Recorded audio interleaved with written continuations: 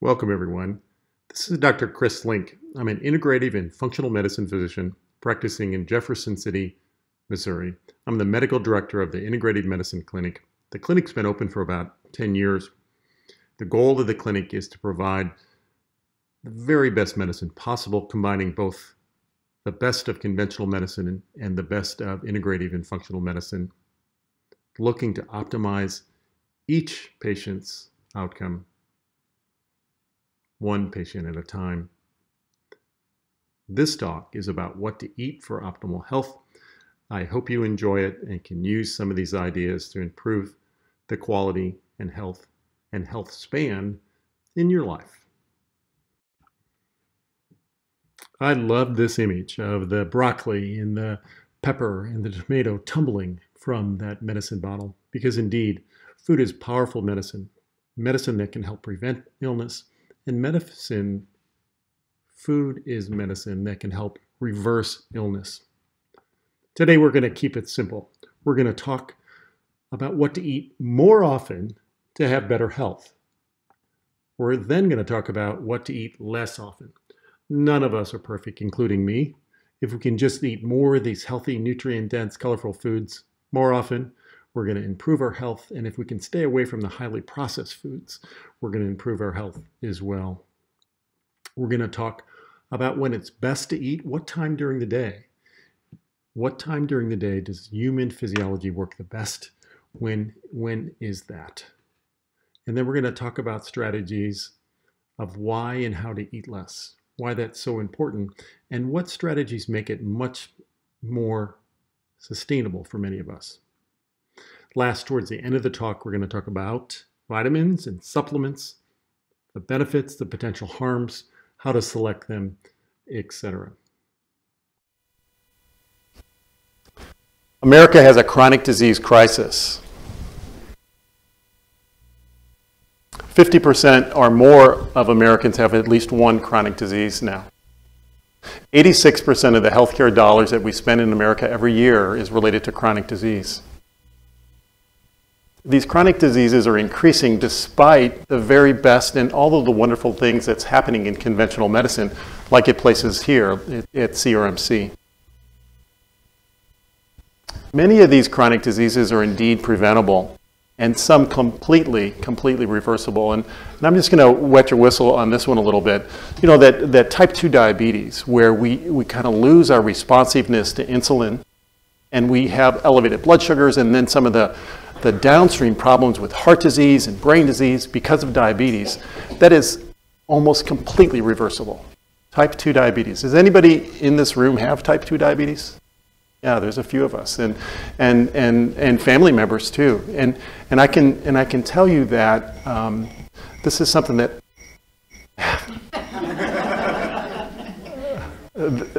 there's a cricket out there, I'm afraid. You know, I think the cricket is just chiming in and say, yeah, that's true, Dr. Link. You know, in my family. Better than your frog. You're better than the frog. So nutrition and lifestyle plays a key role in preventing these chronic diseases. So I grew up in emergency medicine. I trained in emergency medicine and actually worked in the ERs for 20 years. And that's where conventional medicine shines. You come in with a laceration, a broken bone, an appendicitis, God forbid, a heart attack or a stroke, or you need acute surgery, or you had multiple trauma. We were there. We were on top of it. We could make a difference. We could save your life right then and there with the miracles of conventional medicine. I did that for about 20 years, and it was very, very rewarding. But it was clear to me that many of the chronic diseases that people ended up coming to the ER for, so many things, cardiovascular disease or chronic pulmonary diseases or metabolic diseases, that they were indeed preventable. Indeed preventable. And what I did is I did some training with Dr. Andrew Weil, and some of you may know Dr. Andrew Weil, bald-headed guy with this great big beard, and he's the father of integrative medicine, and I trained with him for a couple of years in 2007 through 2009. And that's when I realized that the power to turn around chronic diseases, the things that are really the burden in our healthcare system, for many of us, in our family, for us personally, is not the magic of conventional medicine. It's the wisdom of human physiology. It's the wisdom that our body has. And it's so much smarter to keep us well if we feed it well, we sleep, we move, we exercise, we do all of these things. Our body's wisdom will take care of us, most of us, and we won't need as much conventional medicine. This is one of the most important studies of the 21st century so far in the first 20 years. This is called the EPIC Potsdam study. It's a big study in Europe. And what they did is they followed folks, and they followed folks in particular and asked them to do these 4 things. Eat vegetables every day, move daily, maintain a healthy weight. That's a weight less than a body mass index of 30. We know that a body mass index of 30 is less than obese. It means that if you're about 5'8", you weigh less than 190 pounds. So it's not really thin, right? Something like that. And you don't smoke. And if you do those 4 things, you can magically decrease chronic disease. Diabetes goes down by 93%. Myocardial infarctions go down by 81%. Stroke by 50%. And cancer by 36%. Well, I'm kind of hearing it out there, but I'll just say it. Wow.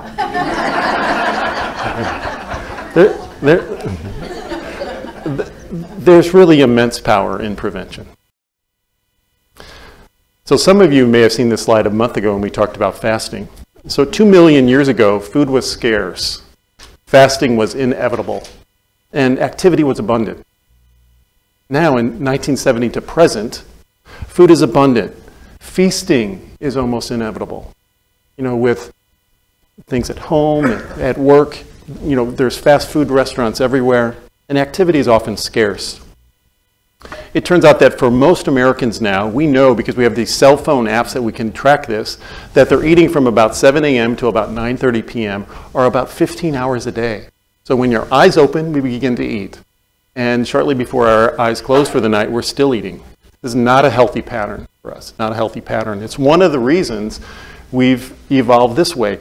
And you know, it's really been a very rapid evolution because the average man looked like this man, the second one from the right, just 50 years ago.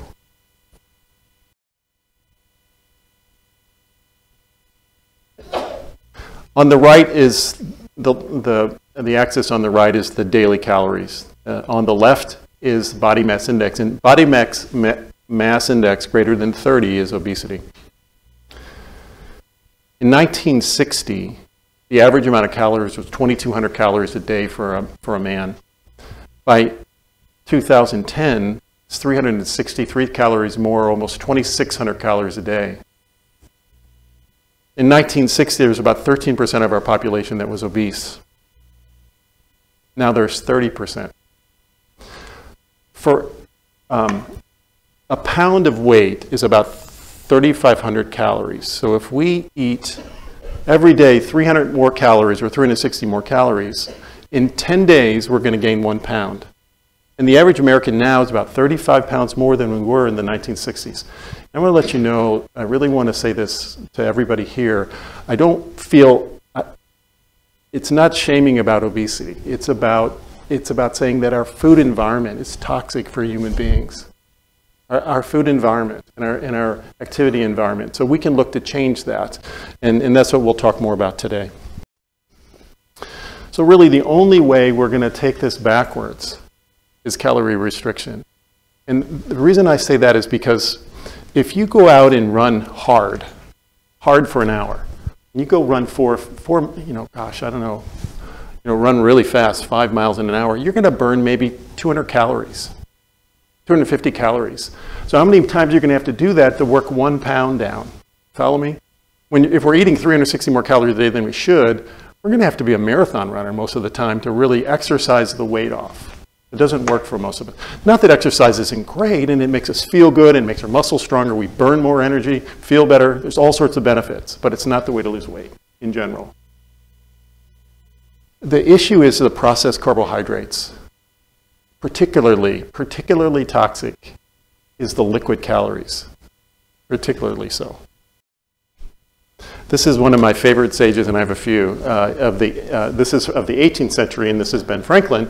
And he simply said, to lengthen thy life, lessen thy meals. And I think there's really some wisdom to that.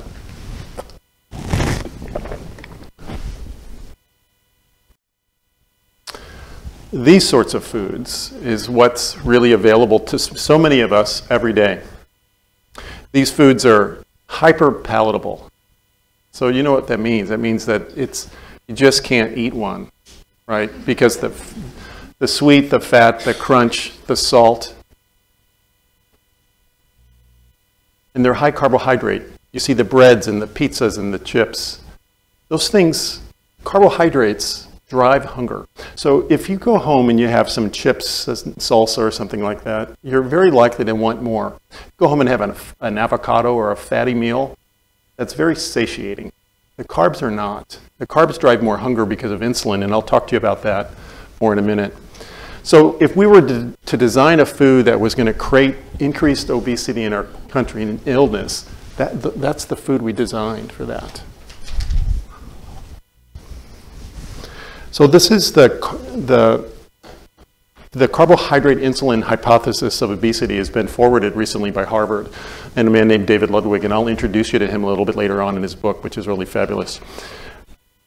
But when we eat carbs, it drives glucose in our bloodstream, which drives insulin, and insulin kind of completes the circle and makes you more hungry because it drops your sugar, makes you feel like you're low glycemic, and you want to eat more. It's this circle that happens. We want to try to get off that merry-go-round. So Terry, my wife, recognized this morning I was still writing this lecture at 7:30 because there's just information that's coming out, day after day. And this was in just late February. This is an article out of JAMA, the Journal of the American Medical Association, and it said that ultra-processed food and the risk of early death in middle age. Here's what they said. For every 10% increase in processed or fast foods that you eat as a portion of your diet, you have a 14% increased risk of dying early.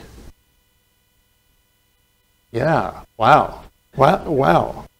So, what I talked about earlier, that we want to eat more of certain foods. We're going to talk about those foods. But these are foods you want to eat less of. Not never, but less.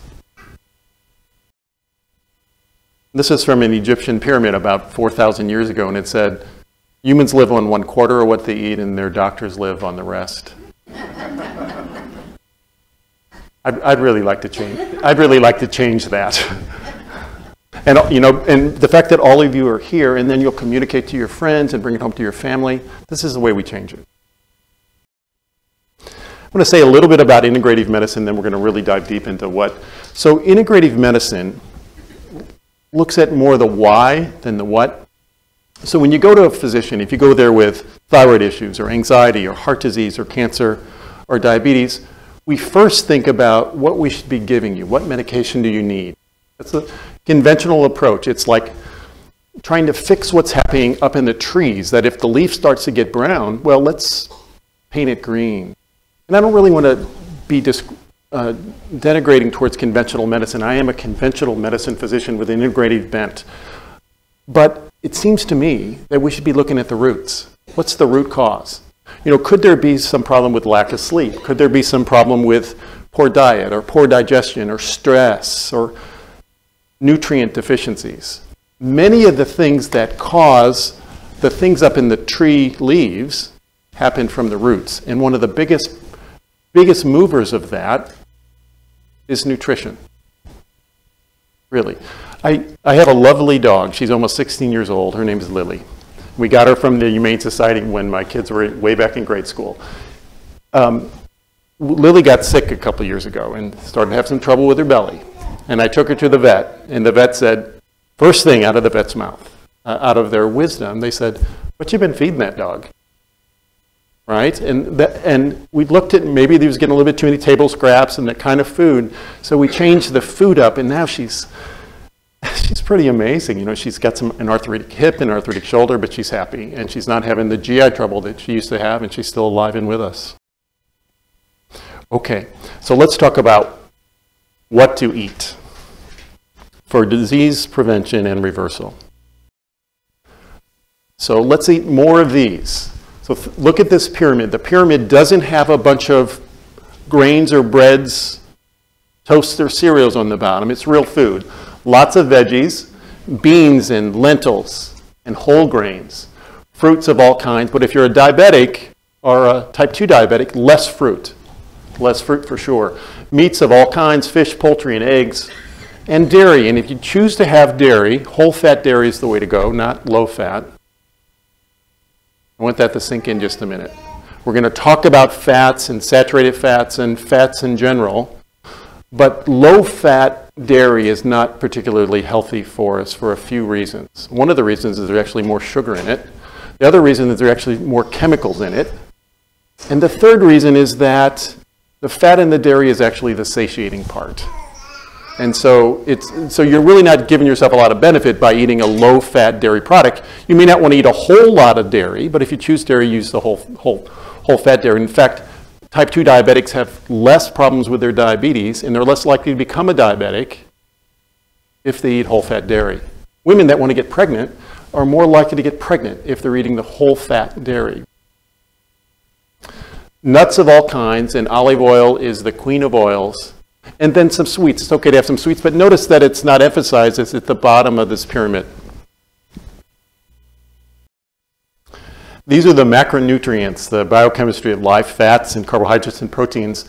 We're going to talk about each of these macronutrient categories in just a minute, and we're going to focus right now on fats. In 1960, if you follow the red line, about 43% of the daily calories of an American was from fat. And so in the 1970s, because of the wisdom, and it was wisdom based on poor science, unfortunately, we told Americans to eat less fat and more carbohydrates, right? And so over the next several years, we went down to about 33% of our calories from dietary fat. And at the same time, if you look at the blue line, obesity went from that 13% we talked about now to well over 30%. Clearly a relationship there. And it goes back to that insulin carbohydrate hypothesis, how the carbs drive the hunger and how the carbs don't satiate. You know, they make us feel good for a few minutes, but then we're hungry again. It's hard to hear this. It's really vital. You know, when I think about one of the most important things in regards to good nutrition, it's not no carbohydrates, it's lower carbohydrates, higher healthy fats, and we'll define what these are in a few minutes, and time-restricted eating.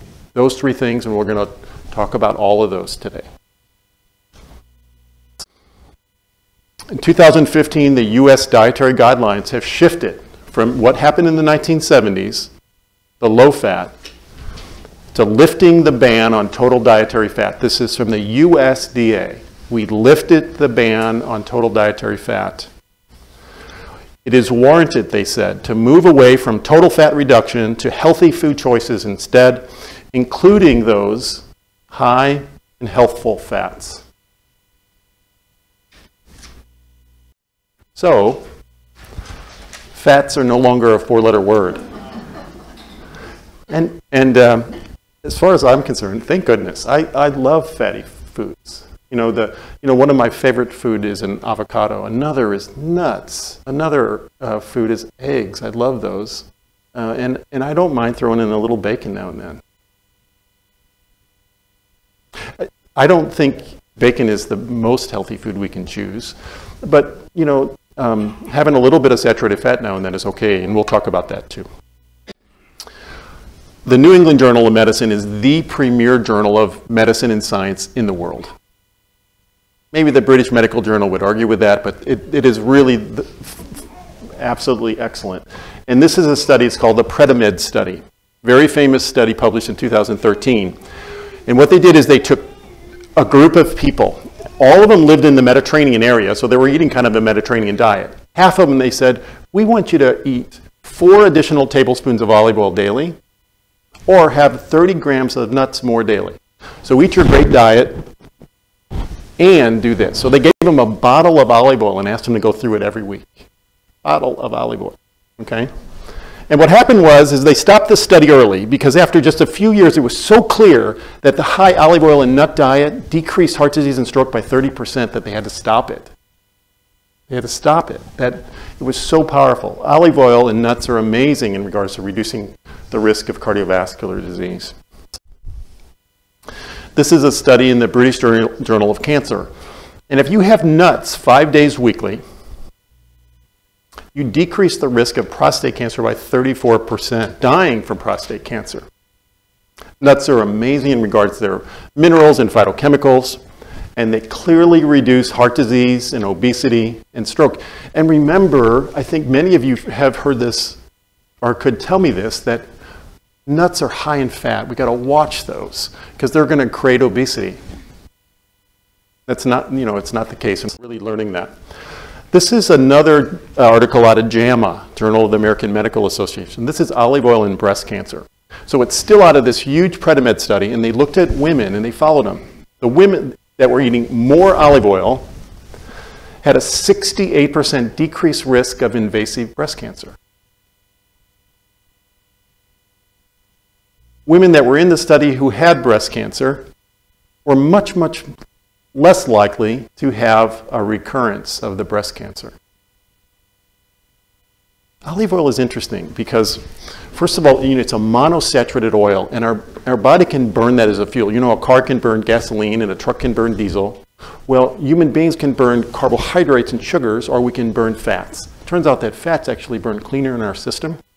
And the beautiful thing about olive oil is that it has these green components, these polyphenols, oleopurin and oleocanthal and things like this. And these are naturally anti-inflammatory. There was a famous study in the 1990s. It's called the Lyon Heart Study in France. And what they did is they took men and women with heart disease. So they've already had a heart attack, okay?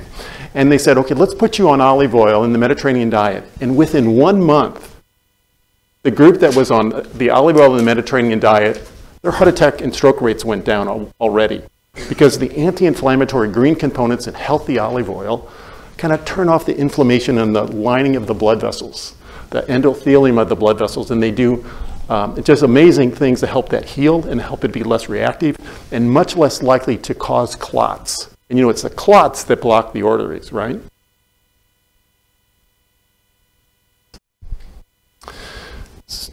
A note about saturated fats. Saturated fats, I think of them as a treat. I'd love a lot of different saturated fats, and many of them on here. I wouldn't mind having a little bit of salami once in a while, or some wonderful butter, or that great Gouda cheese over there, or maybe that blue cheese. Probably not the fried stuff on the, but sauteed is okay. Saturated fat, people that have a risk for cardiovascular disease, saturated fat increases cholesterol in your bloodstream and will likely increase your risk of heart disease. So I'm not saying don't eat saturated fat, but I kind of think saturated fat's like the sweets I might eat. I'm gonna eat less of those, and I'm gonna choose the very best ones. So I'm gonna have some wonderful cheese now and then. Now, the nuts are on there. They're not a saturated fat, so this is kind of misinterpreted there. But some of the other things, like the fats you're going to get from meats and the fats from the butter and the dairy, enjoy those, but I wouldn't overdo that if you have a family history or risk of cardiovascular disease. So we know now that dietary fats don't cause obesity, that it's the processed carbohydrates. And I'll show you why that is. Dr. Walter Willett is the premier educator in nutrition. He's a physician at Harvard, and he's one of the most cited researchers in the whole world. And he said this recently: white bread, white rice, white pasta, potatoes, sodas, and sweets are 30 to 40% of Americans' diet, and there is absolutely nothing good about it. It leads only to harm: weight gain, diabetes, coronary heart disease, and cancer.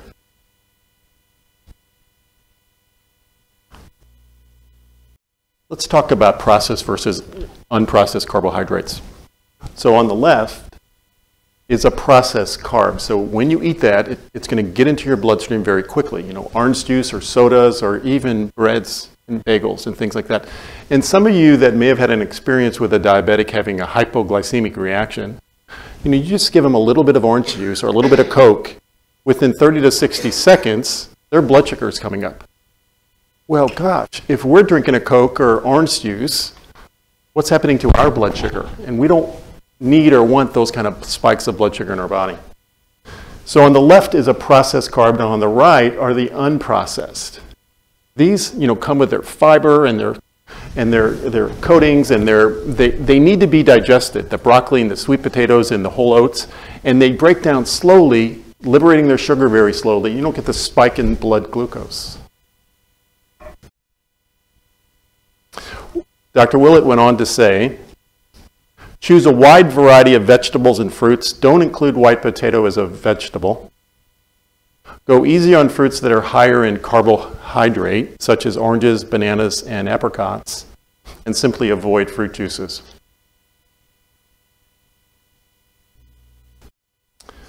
On the left is a food, and this is a little bit about reading labels. We'll talk about that more in a minute.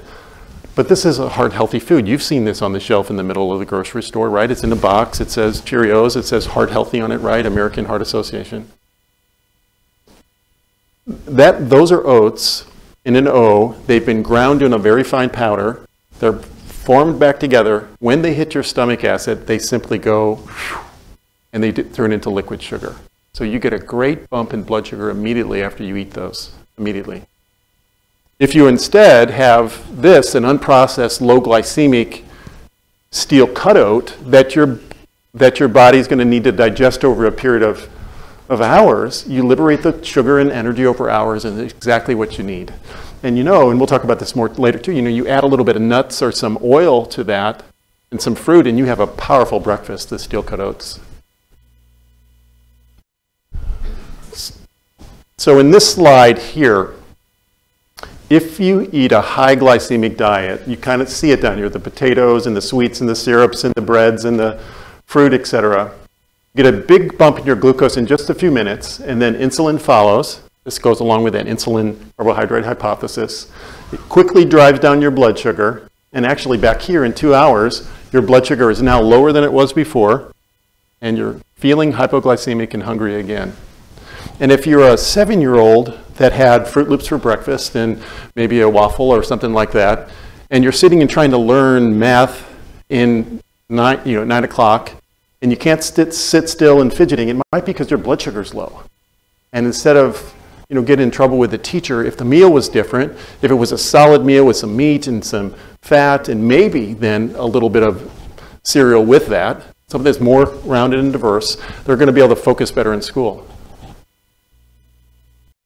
If you eat a, this is a low glycemic, and I love to call it a low glycemic, nutrient dense, colorful diet. Salmon and greens, and it can be a variety of other things, nuts and beans, meats and fish. If you cut the carbohydrates, right, the glucose doesn't spike, nor does the insulin, and you never get big spikes of glucose, and you never get problems with insulin either. Insulin is not only problematic because it drives hunger, insulin drives cancer. Insulin, that hormone that we need at certain amounts, drives cancer, right? It's not, the poison is not always the specific item, it's the dose of it, right? A modest amount of insulin is good for our body, a lot of insulin is not. This is Dr. David Ludwig, and he's from Harvard as well, and he has put forth that carbohydrate insulin hypothesis, and this is his book, Always Hungry. David Ludwig recently published a paper. I don't know if any of you family members or any of you have type 1 diabetes. Type 1 diabetes. So these sorts of diabetics don't have much insulin, if any. And what he did is he followed a group of people of about 500 people with type 1 diabetes with a very low carbohydrate diet. So about 20 grams of carbohydrates daily. That's less than 1 banana's worth of carbohydrates. So they ate lots of great vegetables, some nuts, great fats, good meats. Their hemoglobin A1C normalized. So 5.5, 5.6, 5.7. Type 1 diabetics. Type 1 diabetics. Very, very powerful.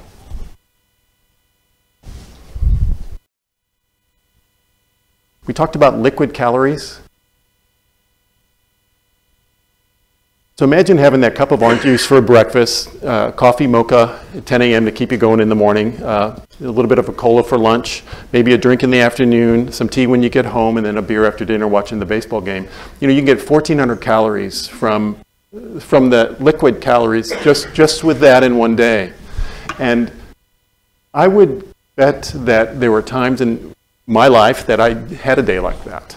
And when you think that we really need about 2,000 calories a day, that we'd have 2/3 of them from empty calories like this, the glucose, not a good idea.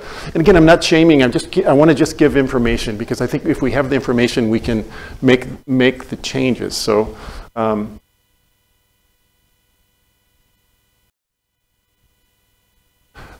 this is a study where they looked at sugar-sweetened beverages and the recurrence of cancer.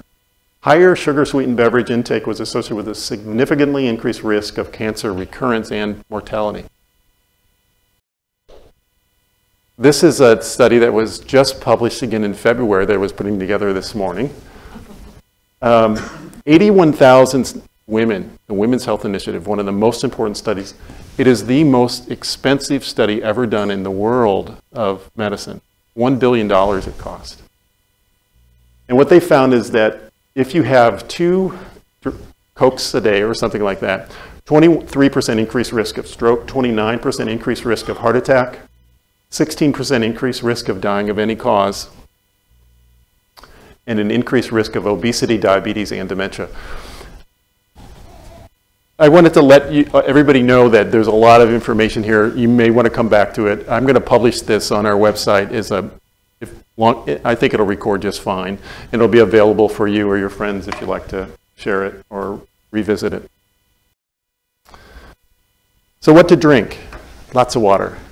And then maybe get creative with your water. You know, squeeze a little bit of lemon or lime in it or something like that. Carbonated waters. So this is a carbonated water that I love. It has no calories in it. It's got a little bit of tangerine flavor. It's got the fizz and the fun and the cool. But there's no artificial sweeteners, there's nothing in it, except a little bit of kind of essence of tangerine, and it makes it fun. Teas and coffee and kombucha are great things to drink too.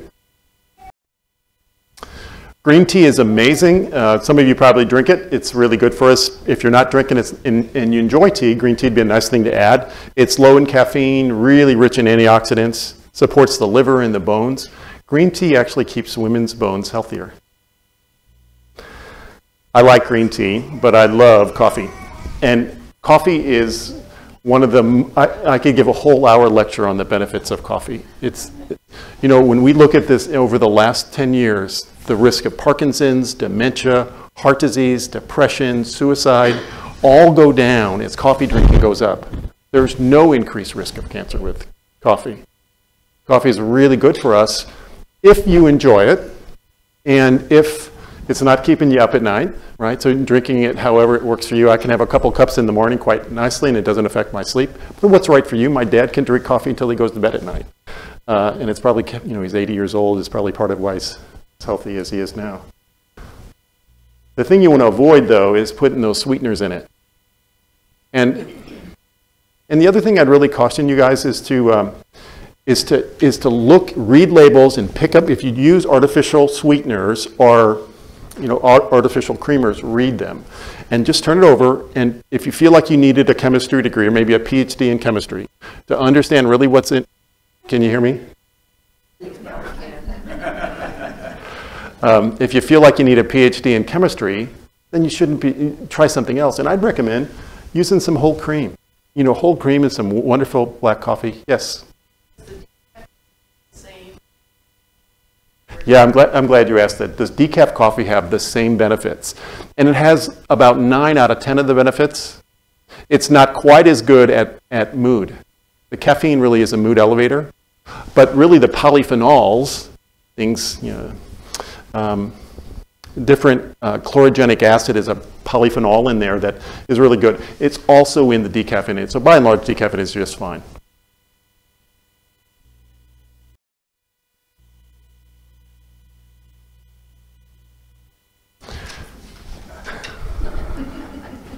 You know, there's a few biggies to take away today. What to eat more of, what to eat less of, and to read labels. Read labels. I think we fool ourselves, and we'll pick up that package because it said heart healthy on the front. You really needed to look at the back too. So almost anything you buy in the middle of the grocery store, you can buy something that's high quality or low quality. So on the left, you can see the ingredients. There's things like sugar. In fact, sugar is the second ingredient on the left. Molasses and fully hydrogenated vegetable oils, which really means trans fat, mono and diglycerides and salt, or you can pick a more natural version that says peanuts and salt. This could be a yogurt. Lots of the yogurts that are out there these days, they have, frilly colors and this and that. But if you pick up and read those labels, they're not so good. But you pick up an organic one that has a little bit of berries in it and whole fat yogurt, fabulous. If you pick up a marinara sauce, something you're going to put on your low carb pasta.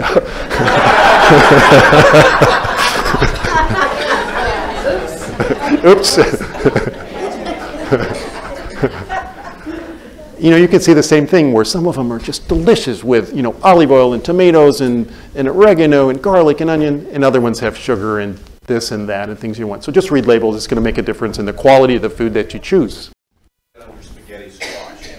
Hey, there you go. Thank you. You bailed me out there.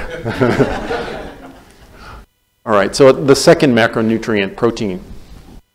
All of those are fine. Beans and nuts and eggs and poultry and red meat and fish. All of those are fine. All of those are fine. Choose what you like. But choose some protein, because if we limit our protein as we get older, we're much, much, much more likely to become frail. And as we become 60 and older, our ability to absorb protein goes down. The enzymes that we produce, their ability to absorb the amino acid goes down. So people that eat a little less protein when they're less than 60 years of age do better. People who eat more protein after the age of 60 live longer. And it's got to do with this condition called sarcopenia.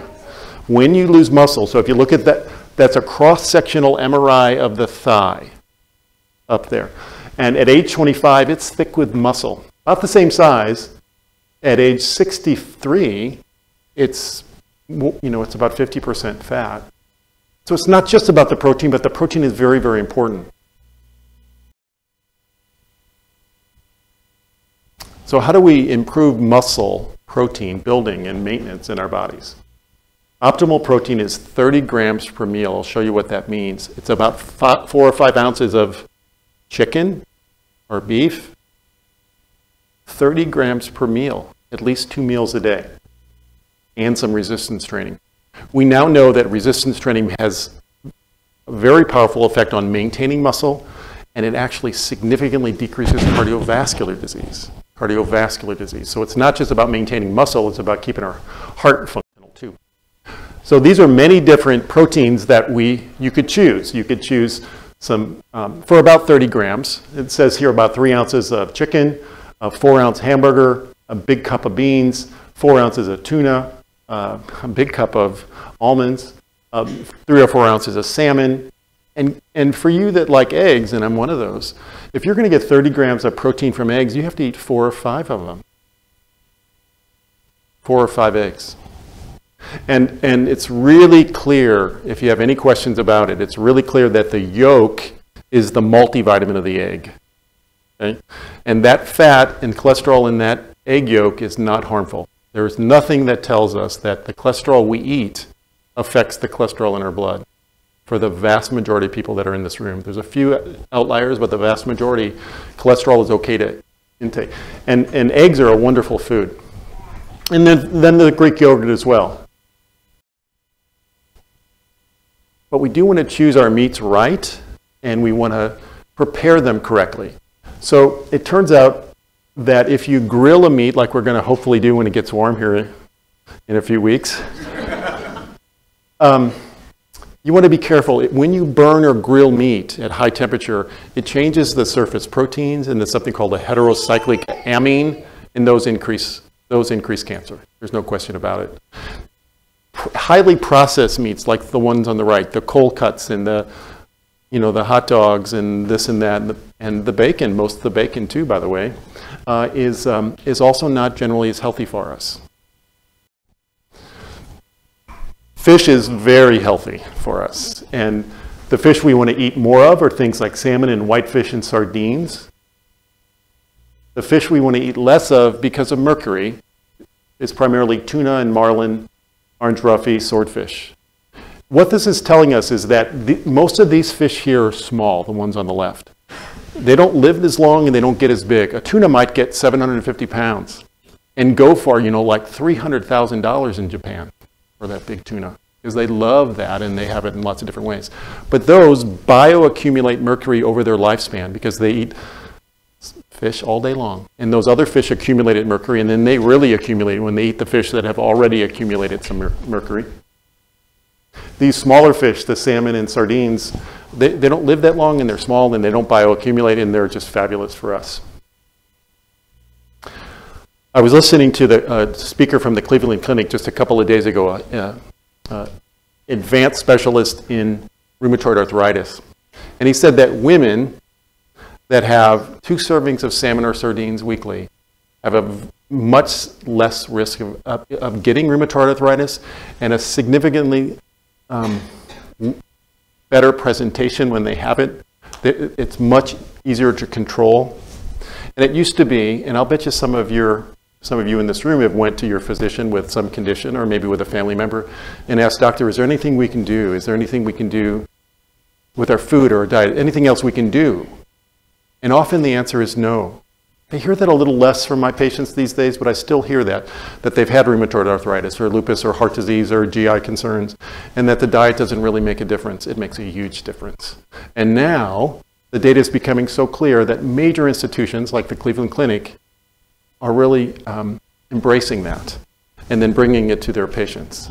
And importantly, then bringing it, when a Cleveland Clinic physician says that I'm using this, and he's a specialist in rheumatological diseases, other doctors listen. So hopefully that'll happen more and more. So these are 4 powerful food groups, and I'd like you to have one of each every day. Greens, berries, nuts, and olive oil. And if you do that, if you have a serving of greens, berries, nuts, and olive oil, you can decrease your risk of heart disease and stroke and cancer and dementia by about 50%. Once a day. One of these every day. Because of all of the wonderful things we've known about now, olive oil and nuts and berries and greens. You can, yes?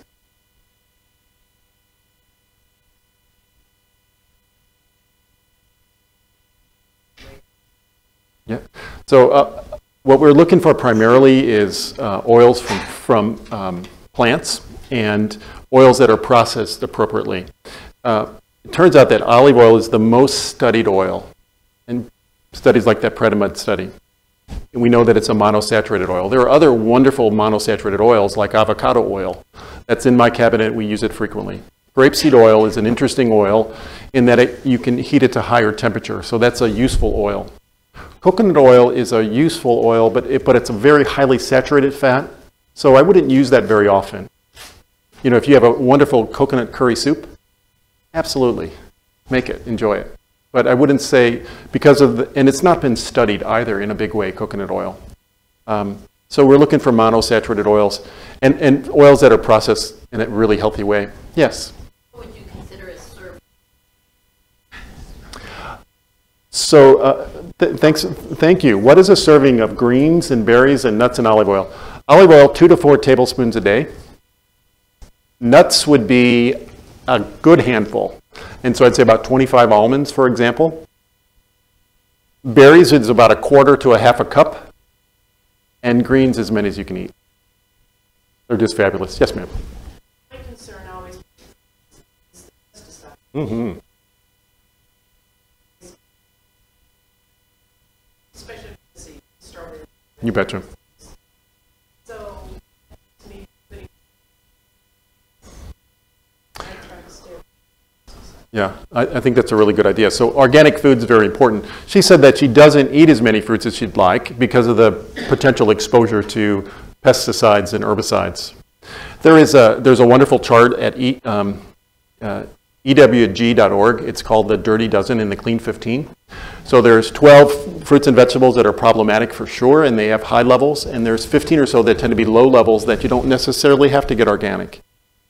It turns out that berries you want to have organic, and what we do in our home is we often buy bags of frozen berries for two reasons. One is we can get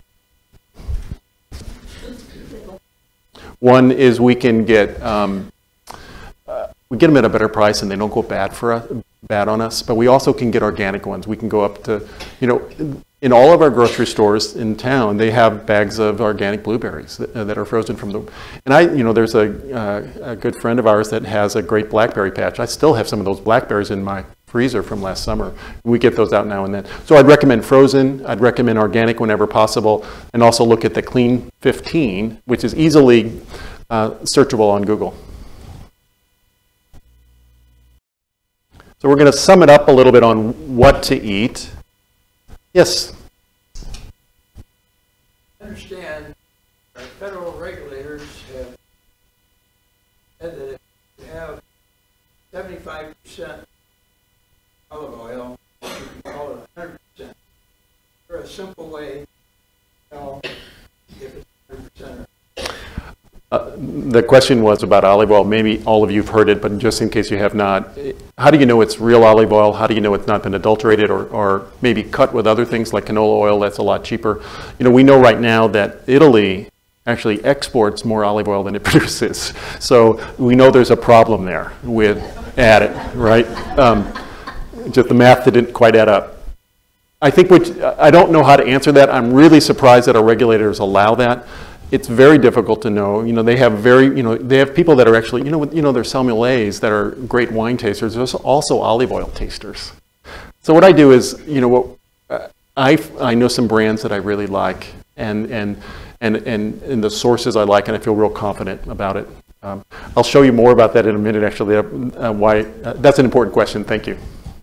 So to sum it up, we want to eat lots of vegetables, beans, lentils, whole grains, fruits of all kinds, meats, fish, poultry, and eggs. And as you're getting older, more protein. Whole fat dairy is okay. Nuts for sure. Have some out on your counter. Have a handful or two every day. And plenty of olive oil and sweets. A little anyway. Yes, ma'am. Consider peanuts. Consider Yeah. So the question was, is a peanut a nut or not? Peanut is not a nut. But it turns out that in the studies that showed that whether or not nuts are healthful, they included peanuts. Peanuts are a legume, but they turn out to be beneficial too. So thank you for that question. So we're going to eat more of that, and we're going to eat less of these highly processed, highly palatable foods, because we know that more ultra-processed the food, the more likely it's going to be harmful for us long term. So we talked about, we're got a few more minutes here. We talked about a lot about what to eat, and I hope you can take home some really important points there. Really take home that greens, berries, nuts, and olive oil daily. That's a powerful intervention. Now we're going to talk about when to eat. I'm going to simplify this. So I gave the talk was almost an hour a month ago, and I can sum it up in that one sentence. Eat when the sun is out. There's lots of reasons for that. So in the daytime, we digest better. Our insulin sensitivity is higher. Our energy utilization, the food we eat, we're going to use for energy much more likely. And our food choices are healthier, right? At nighttime, digestion is not nearly as good. Our insulin sensitivity is lower. Our fat storage increases. When we eat those foods at 8 o'clock at night, we're much more likely to store them as visceral adipose tissue, that is fat around our organs. And we're much more likely to make poor food choices. Much more likely to make poor food choices. This is a study of women that were diabetic or pre-diabetic, and they broke them in two groups. The first group, they had a small breakfast, a medium-sized lunch, and a large dinner. The second group, the same amount of calories, but they flipped the breakfast and dinner. They had a large breakfast, a medium lunch, and a small dinner. Group 2 had same amount of calories, had greater weight loss, smaller waist circumference, lower blood sugar, lower triglycerides. They were less hungry, and they had better fertility. Bigger breakfasts help women become more fertile. Old adage still stands. Eat breakfast like a king, lunch like a prince, and dinner like a pauper. It really works. And you know, if you have GI problems, if you have irritable bowel syndrome with, say, loose bowels, we'll call it irritable bowel D, and you wake up and you have trouble, if you don't eat 3 to 4 hours before bed, the likelihood you'll have trouble in the morning is much less. If you have reflux, and you're on a PPI or medication, chronic reflux problems, you stop eating 3 hours before bed, the likelihood that you're going to continue to have reflux is it's a lot less, isn't it, Ron? Yeah, it's a lot less. And in fact, it's about 95% less. So food is powerful medicine. So let's start with breakfast. I challenge you to try to get some olive oil, some greens, some berries, some nuts with breakfast. I do that almost every morning. Almost every morning. Dinner is the breakfast of champions. So this idea that Kellogg's Corn Flakes is or Tony the Tiger or Fruit Loops is somehow good for us, it's quick, it's sweet, it's not good for us. That came on, if you look at human history, that didn't happen until Mr. Kellogg pushed it in the early 20th century.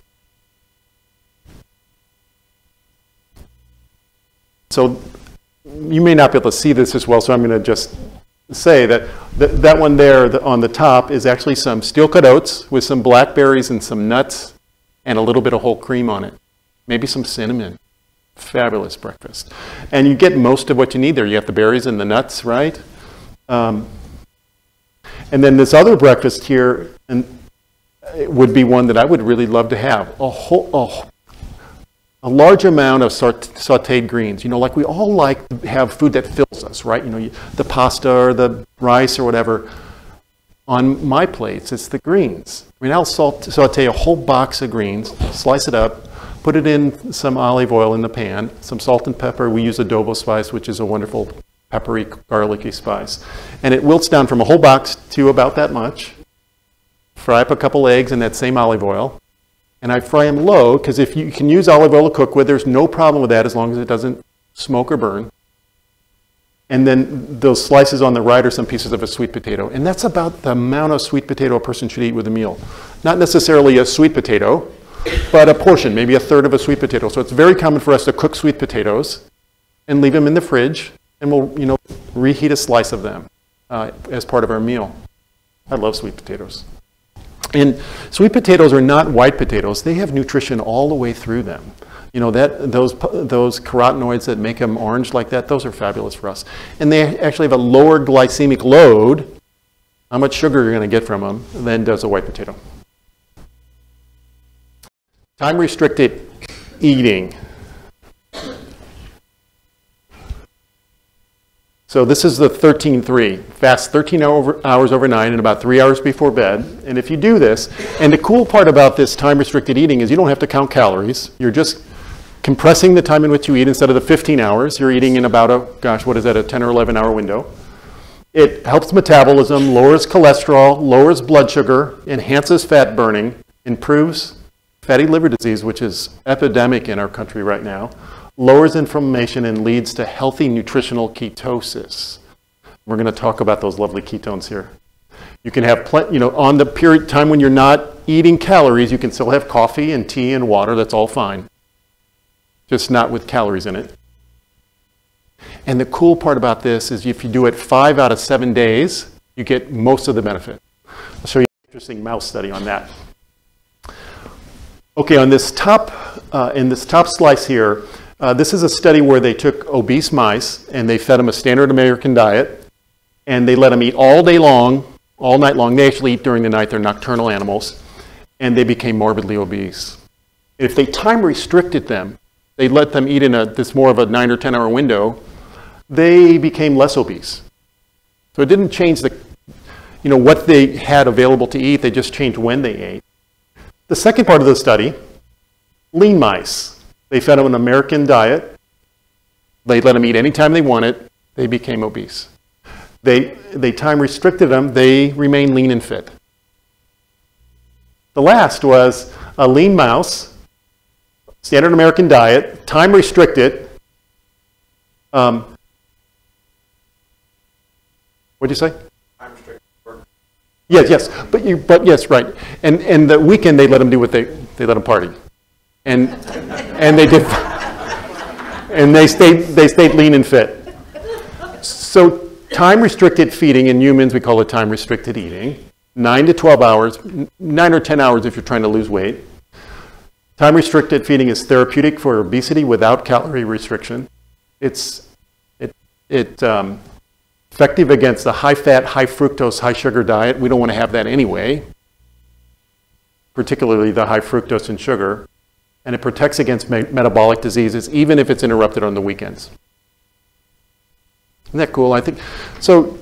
One of the things I put up early on is I said we were going to talk about how to eat less and make it livable and sustainable. It doesn't do us any good to kind of know, but not be able to do it because you have to white knuckle it or it's just so dang hard. But for most human beings, they're not hungry in the morning. We know that our ghrelin, our hunger hormone, is less in the morning. So don't eat in the morning. There's no data that tells us that you have to eat breakfast. The first meal you eat, you want it to be a nutritious meal. So you want to, follow me? So you can push your breakfast off and you just got to bring your last meal back a little bit, 3 hours before bed. It's wonderful. I have lots of people that don't eat until 11 or 12. And occasionally they'll skip everything and not eat until dinner again. You know, you can, once you get good at it, it becomes really pretty workable and sustainable. Let me talk about ketones a bit. So you've heard about ketones, ketogenic diet, etc. So this top area here shows what happens with blood sugar. So when we eat, you see this is 2 days here. You eat breakfast, it goes up a little bit, your blood sugar. You eat lunch, it goes up a little bit. You eat dinner, it goes up a little bit. You have a snack before bed, it goes up a little bit. So blood sugar goes up all day long. Up and down, up and down, up and down. The blue line at the bottom is the ketones. Sorry, the second black line is the ketones. It doesn't change at all, day or night. Well, it turns out ketones are a critical factor for human beings for self-repair. So if we do something like an intermittent fast, so this is a situation where a person skips eating for a whole day. So you can see that the top line, the blood sugar stays stable, right? Then when they eat the next day, they have the bounces in the blood sugar. You see that as we go into the second day? But you see what happens with the ketones. After about 9 or 10 hours, they start going up and up and up and up. So do you see this here? These are the ketones. And by the next day, right before they have breakfast, their ketones are really high. Ketones are immensely beneficial for us. So this is with time-restricted eating. So if a person compresses the time in which they eat, there are 2 or 3 meals within an 8 or 9 hour window, every night their ketones go up. And they eat again at 9 or 10 in the morning, and they eat through the day, and then they don't eat before bed. And then because you get a longer period of time between your last meal and your next meal, after 9 or 10 hours, the ketones start creeping up. When ketones are creeping up, it means you're tapping into the ATM of energy.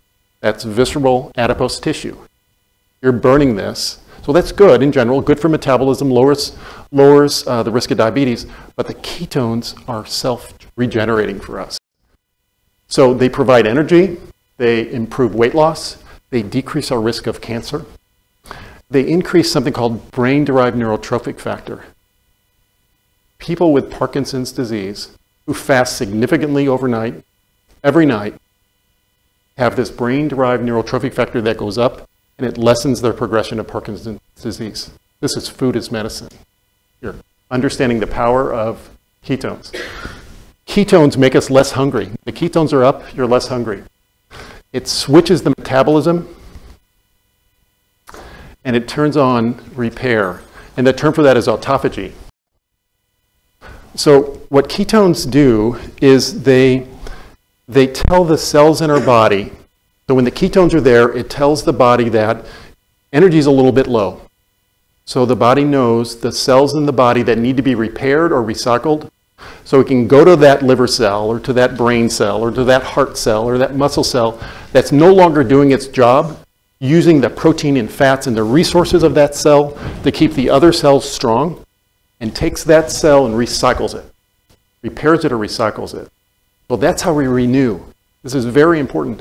And most of us, when we're eating all day long, we never have this natural repair mechanism of the ketones. It's called autophagy. Mark Twain said that, and this is my favorite sage of the 19th century, a little starvation can really do more for the average sick man than can the best medicine and the best doctors. Yes, yes, ma'am.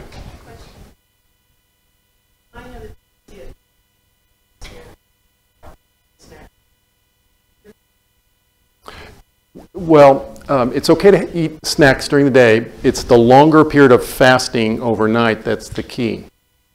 And most people that need snacks, it means that they're metabolically inflexible, that they haven't turned on the metabolic machinery to allow them to readily reach into their fat energy stores and use it for energy.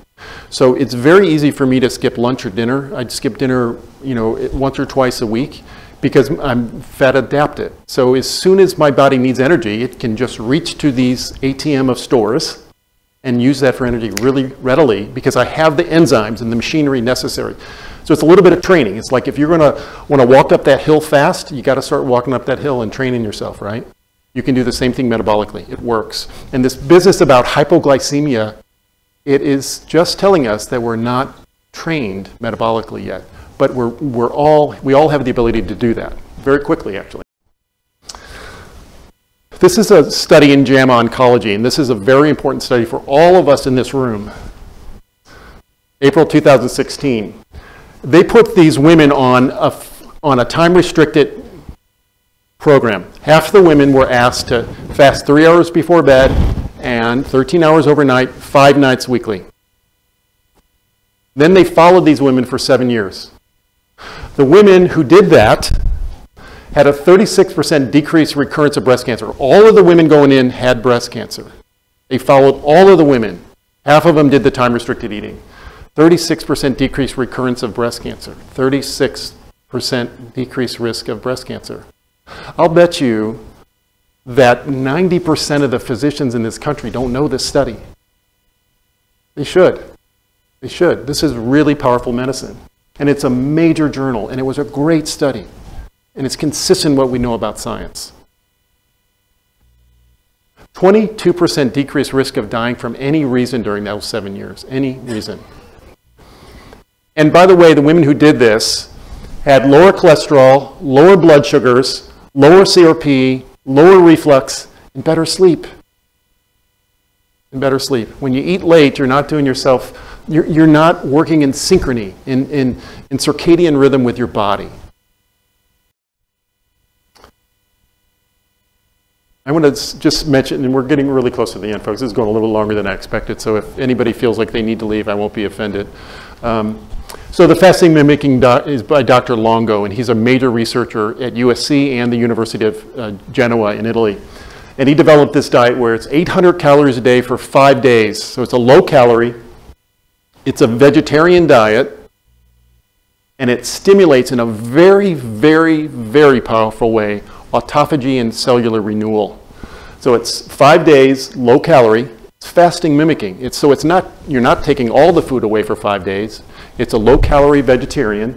And if you do it with this, with low protein, it activates stem cells in our body, the regenerative cells, to the point that we would be similar to a 3-year-old, and the regenerative ability when we come out of that in the days after the 5-day fasting mimicking diet. Very powerful. It normalized glucose in pre-diabetics. It decreased something called insulin-like growth factor 1, which is a cancer causer. It decreased inflammation, CRP. It increased stem cells. It decreased senescent cells. And if you haven't heard this term, senescent cells are like bad apples in the apple cart. So in our liver, our brain, our heart, our muscle tissues, cells become senescent, they stop doing their job, and the environment around them stops working very well. That's why autophagy is so important, because you go in there and you pull out the senescent cells, and the tissues are stronger collectively. the immune system improves, and then when they refeed after that 5 days, the burst of regenerative stem cells goes up amazingly. The fasting mimicking diet is a product that USC makes and sells around the world. It's a box that has all of the 5 days worth of food in it, and it has soups like tomato or minestrone or kale crackers or nut bars. We've used it probably 100 or, I don't know, Terry, Steph, 100 or more in our clinic. Yeah, we've had great results with it.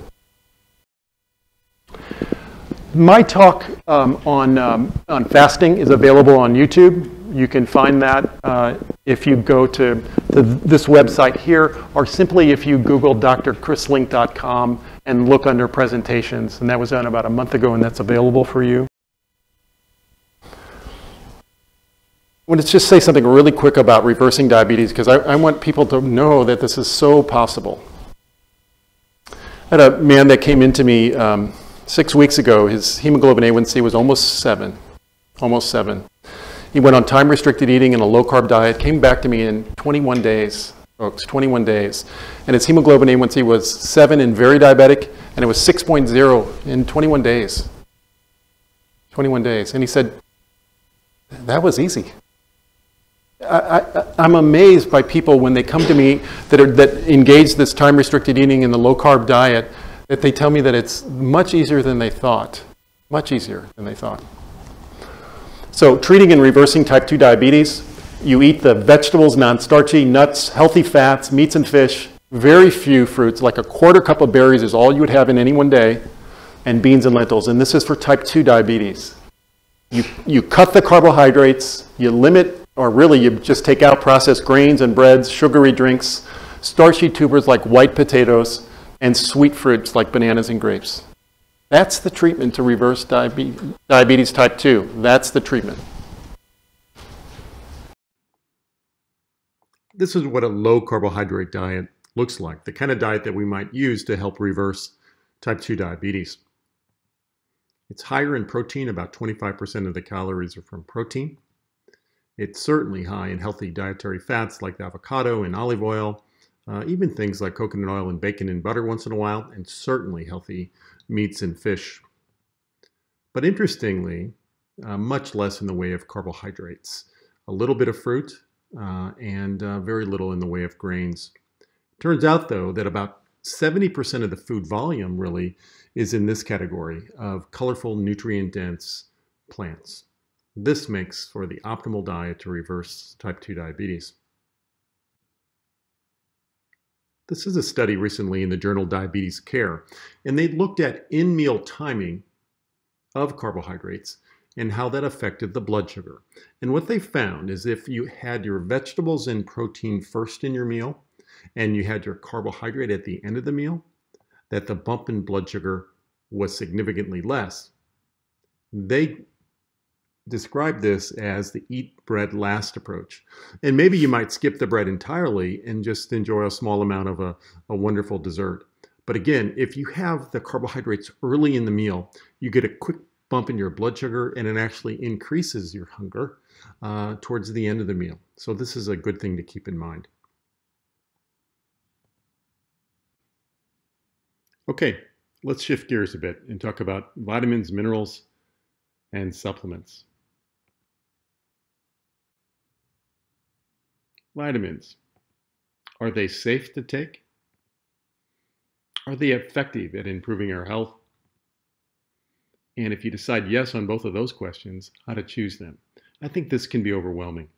Over the next couple of minutes, I'll try to help make this less overwhelming, to give you some basics about how to choose multivitamins and vitamins in general, and which ones may be most effective for the concerns that you may have. There are about 30 essential vitamins and minerals, from biotin to folic acid to chromium, vitamin B12, potassium, selenium, the omega-3s, choline, magnesium, zinc, to name a few. This data from the USDA tells us that many Americans are not meeting the recommended daily dosage of these important nutrients. In fact, 30% of Americans are B12 deficient. This is a very critical vitamin for brain health. 42% of Americans are low in zinc, and you'll see why zinc is so important in just a minute. And very, very importantly, 68% of Americans are low in magnesium. These deficiencies are worse in the poor, and they're even more of a problem in obesity. This is the map of human metabolism, and we'll spend the next 30 minutes or so trying to review the details of this. No, of course we won't do that. But I want to let you know that all of these different steps of metabolism, and protein metabolism, carbohydrate metabolism, fat metabolism, are absolutely dependent on these micronutrients that we just talked about. There are 20,000 genes in the human body. These genes code for 20,000 proteins and enzymes. There are 30 essential vitamins and minerals that help power these proteins and enzymes. Magnesium is important for every DNA repair enzyme, and we just heard that 68% of Americans are low in magnesium. Zinc is involved in almost 2,000 different enzymatic processes in the body. It's very important not to be low in zinc. Dr. Bruce Ames, a professor emeritus at the University of California, Berkeley, said simply, if you don't get these micronutrients, you simply age faster.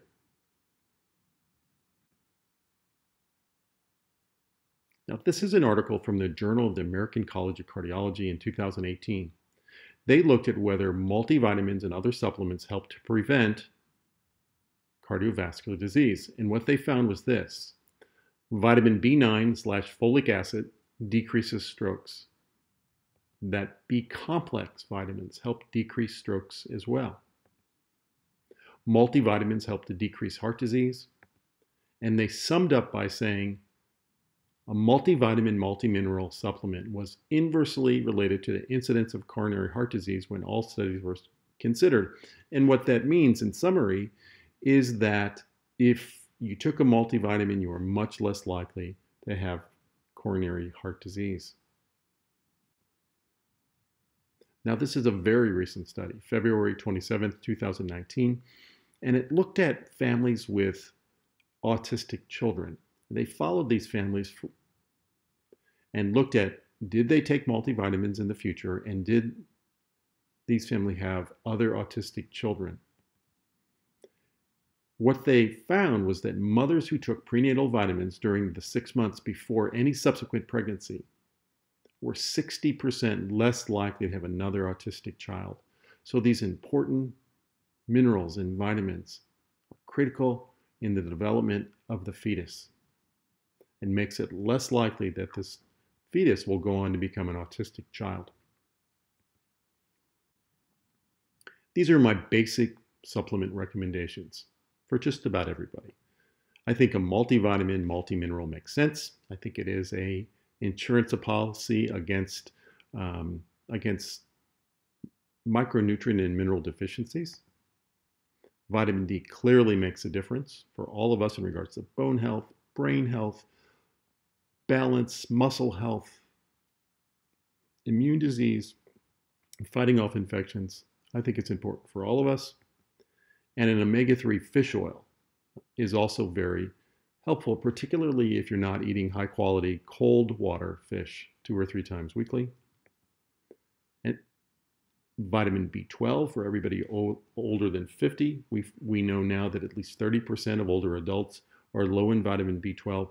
And B12 is critical to the health of the nervous system, the central nervous system, and the way we are able to think, our cognition, and also the peripheral nerves in our hands and feet. The proper B12 can decrease the likelihood of neuropathy and neuropathic pain.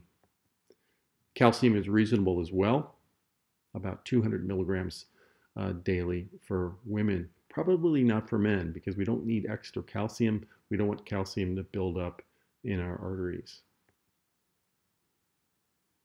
We at the Integrative Medicine Clinic have some specialized advanced nutritional testing. Let me give you an example of that.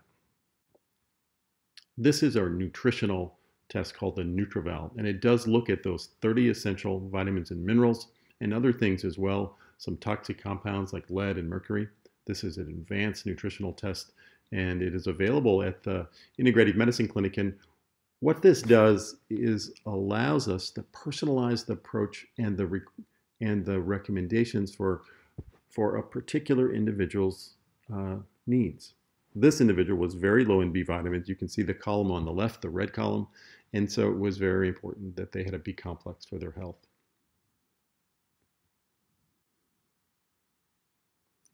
This is a list of other helpful supplements that we find helpful often, but not everybody needs to take these.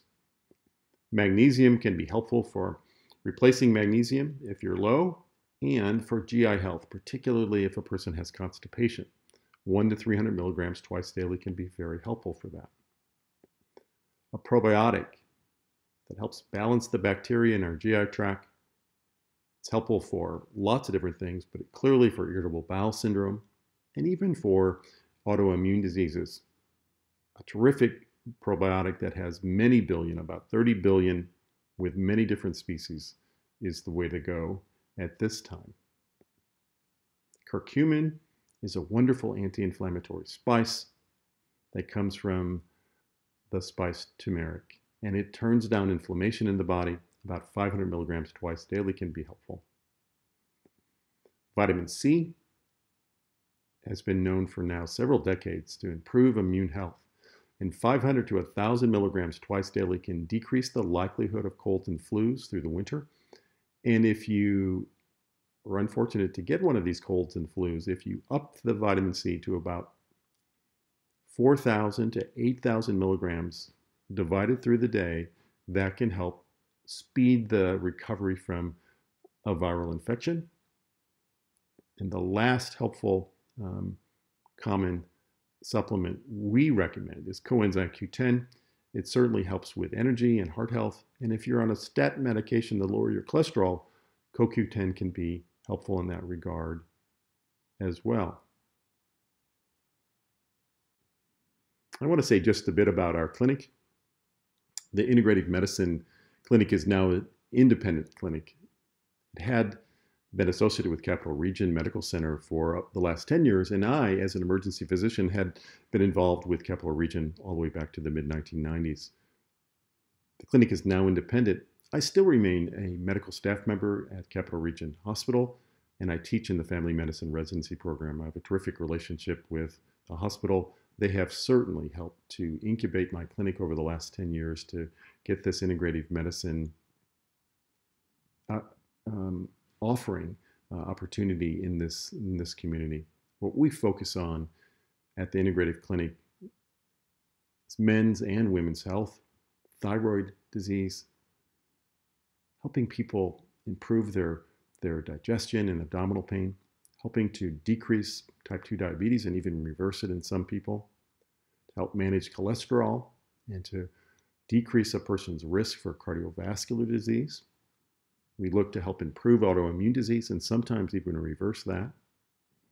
We offer effective weight loss strategies, things like the time-restricted eating and low-carb diets and the proper nutrition.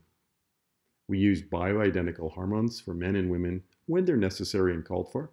And we are involved in children's health, not so much as a primary care provider, but rather a consultant to help parents with children that may have conditions noted above, problems with abdominal pain or allergies or behavior, etc.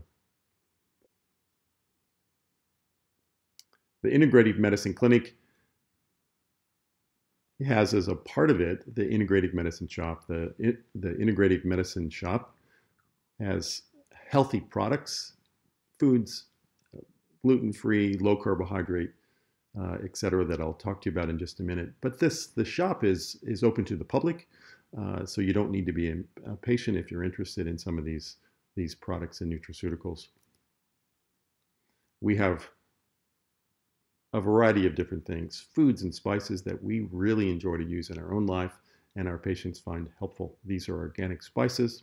And next to those, you can see our olive oil. We have terrific olive oil from Italy and Spain and Greece, high quality olive oil.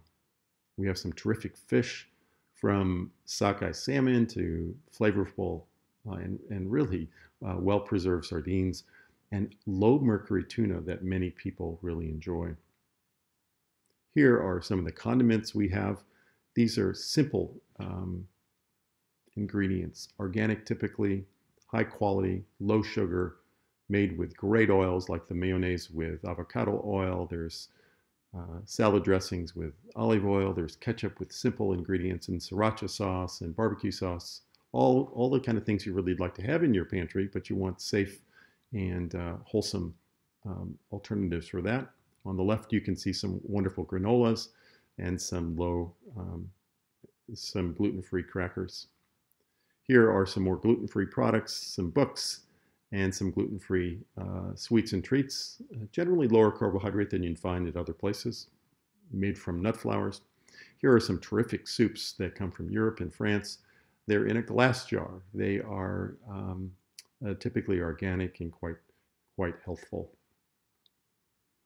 We love and promote coffee in our clinic. This is the Bulletproof coffee.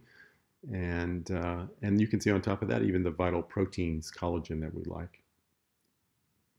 This is the group of nutraceuticals that we have, professionally based, high quality, tested products that we have vested and really rely on to help our patients. And then last, but certainly not least, is some terrific chocolate. This is from the Teza company. Terry and I visited the company outside of Boston a few years ago. A terrific facility. They use organic chocolate, and most of them are dark chocolate, 70%, 80% or more, and they're quite tasty.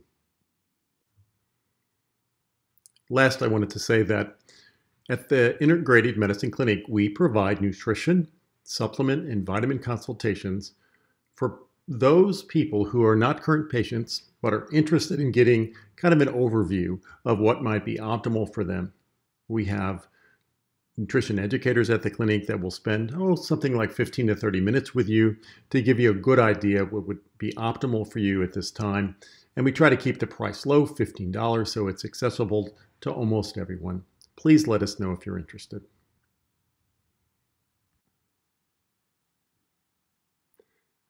We've just completed the talk about what to eat for optimal health and a little bit about when to eat for optimal health, disease prevention and reversal. I certainly hope you enjoyed it and took some important ideas and practices that you can use in your life to improve your health. I wish all of you the very best in health. The next two slides have questions from the audience. They're about 10 minutes for each slide. If you're interested in more information about what we talked about, you may find those answers on those next two slides from audience-related questions.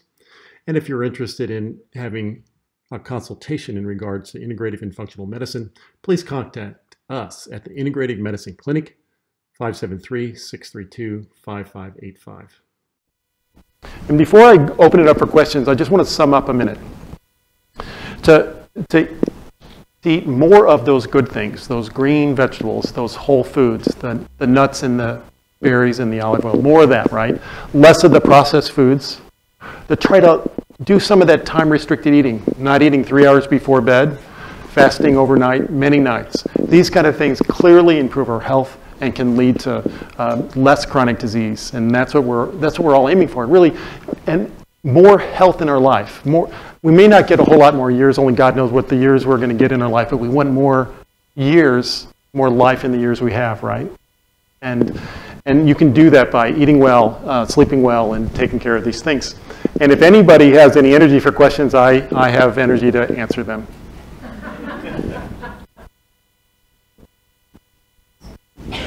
Yes? You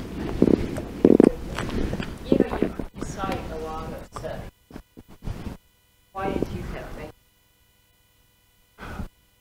Thank you for that question. What I'm going to do is take a minute, well, not a minute necessarily, but I'm going to repeat the questions that people ask, because I know you all want to know what she asked. So she asked, how do you know those studies make sense? How do I know they have credibility? How do I know they have veracity?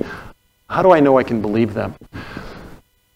Well, medicine changes, and our data and our understanding changes, and we get studies on top of other studies, and it helps us learn more about it. Sometimes they change our mind about things, but typically what they do is they add to what we already know.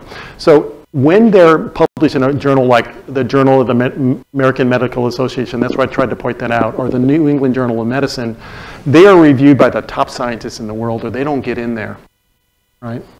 Now, they're not always right, but they're pretty good. And then if it's consistent with the data, for example, omega-3 studies, the omega-3s that come from fish, there's been 50 studies or so over the last 12 years that I can think of. Most of them showed that they significantly decreased heart disease and neurological disease, and they did great things for us, but not all of them. But the preponderance of the data is good. So I feel comfortable recommending omega-3s, and there wasn't any deleterious or detrimental effects. So thank you for that question. Yes? When you talked about the healthy fats, one that I have heard about in the past is coconut oil. I know that olive oil is top. What is your opinion of coconut oil? What is my opinion about coconut oil? And I'm sure other people were thinking that question too. So thank you for that. Coconut oil is a reasonable fat, except that it is predominantly saturated. So for people that have a risk for coronary heart disease, I don't recommend that very often. If they want to make some wonderful curried coconut soup and they put some coconut oil in there or coconut milk and they have that once in a while, I say enjoy that. But to think that you would use coconut oil every day for someone that has coronary disease or risk for it, probably not a good idea.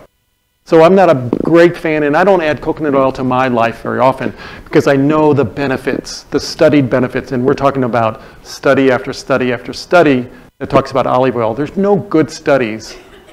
There's not a good database that tells us that coconut oil is safe for us. Yes, ma'am.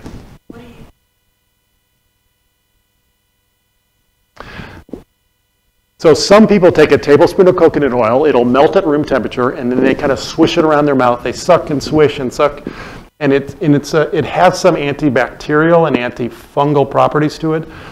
Many people think it can improve the health of the mouth and the gums. There are tiny studies without veracity, not published in the New England Journal of Medicine, about those kind of things. I don't think it's going to be harmful for anybody to do that. It's called oil pulling, but I don't necessarily recommend it either. If somebody likes to do it, I think it's fine. Anybody else? Yes, ma'am.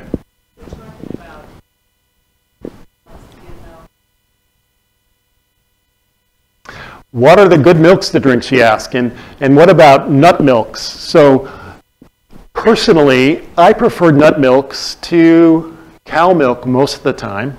A nut milk is simply almonds that are soaked, they're ground up, they put a little salt in there, and then you strain it through a cheesecloth. It is a fabulous food. I love it, and it's really good for you because it has wonderful oil in it, even healthier oil that's in the whole fat dairy. So I prefer that, but I certainly enjoy some dairy, like I mentioned before. And I think if you enjoy dairy, yogurt or milk at times, I think it's reasonable. I'm just not a really big fan of dairy because, dairy is really meant to grow little calves, right? So it has some nutrition in it, but it also has growth factors. And I don't know that I want the growth factor from a cow in my body right now. You see, so it's not like I wouldn't ever drink it or ever use it. And interestingly, when you have a fermented product, a dairy product, it's a little different because, those bacteria change a lot of those growth factors and break them down. And so I'm more of a fan of fermented dairy than I am of whole milk, for example. Anybody else? Yes?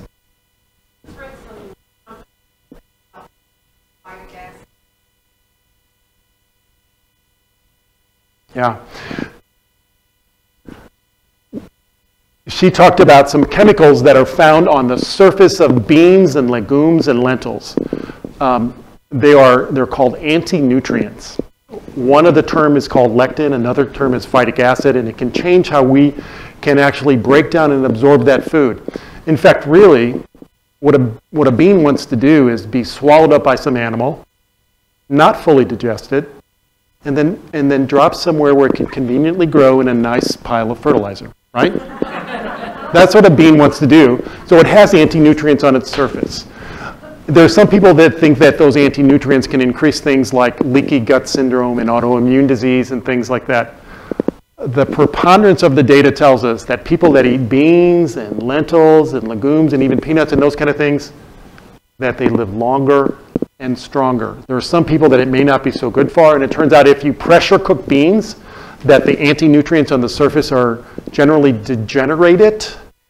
So we're a fan of pressure cooking beans in our home, but I think beans and lentils, legumes are great foods. Good question, thank you. Very sophisticated question, thank you. Anybody else? Oh, yes. Sweeteners. I know you had to think about sweeteners, so all sweeteners are defined like supposed to be sweetened. One supposedly, like stevia, you know.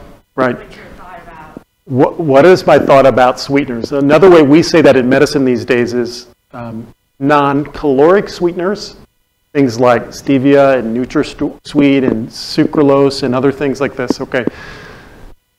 Generally, not so good for us. But you used the word all.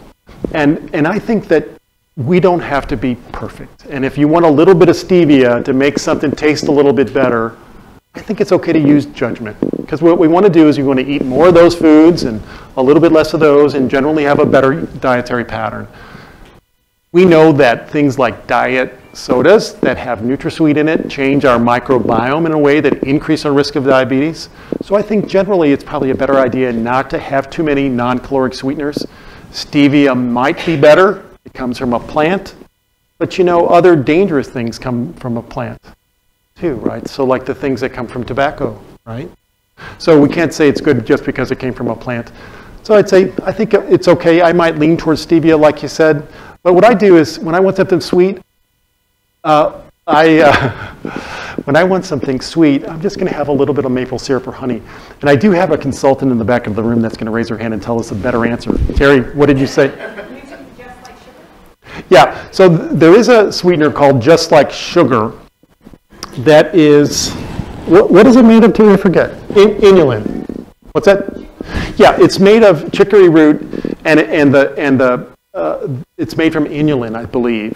And inulin is a fiber that has a terrific sweet flavor and shouldn't have any drawback that we can think of. It comes in bags. It comes for baking. What? High fiber, causes gas. Oh, okay.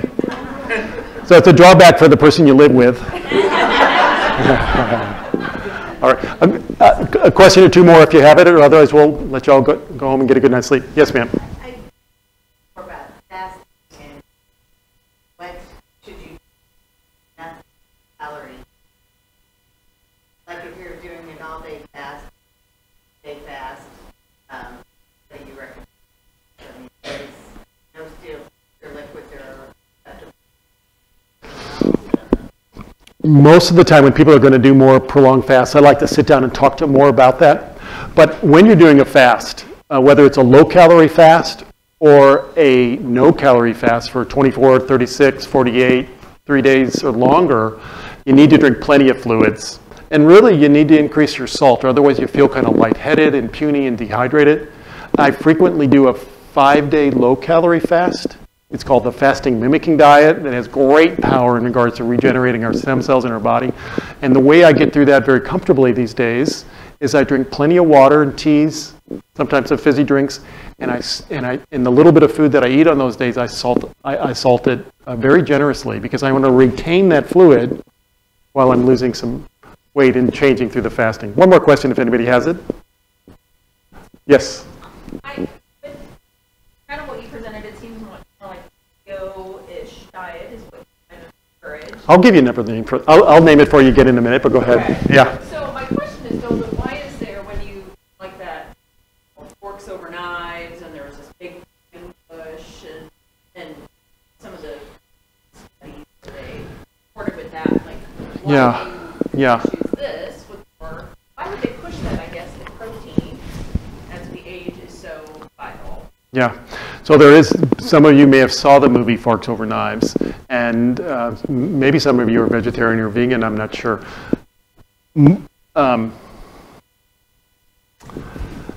It's kind of a complicated question, but I'll say this, that some of the data behind the forks over knives was not accurate. Clearly the data about increasing protein as we get older is very clear.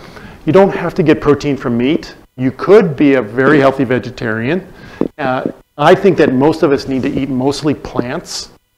So I'm not saying we should have a bunch of, meat, mostly plants. I personally think the best diet on the planet is to eat mostly plants and a lot of fish. I call that the pesco fish vegetarian diet. Pesco fish. So I personally think that's the healthiest diet, and that's the one I generally follow. I certainly have some meat. I love lamb and beef, and I have that. But most days I'm going to have fish because that's a great source of protein. And I eat those little fish, the sardines and the salmon that are so healthy. I think there's a lot of diets that can be healthy. Some people that get onto a vegetarian diet aren't careful enough to get enough protein, particularly when they get older, and I think there's some problems to that. I see some people that come to my clinic that have been vegetarian and they're kind of puny because they're nutrient deficient, and it doesn't work for them.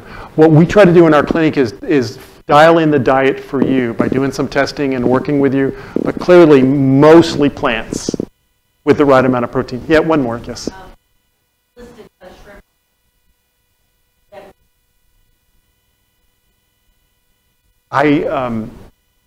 I can't answer that off of my head. So are all crustaceans safe? There's issues with some crustaceans in regards to communicable diseases, and I didn't prepare for that, and that's a good question, and I don't have that one off the top of my head. Yeah, out of the Gulf, Terry said no. So as we end here, I want to thank you for being here. I hope you can take some things home with you and share them with the people around you. I'm all about trying to spread this word because there's real power to food as medicine and lifestyle and nutrition. Good night.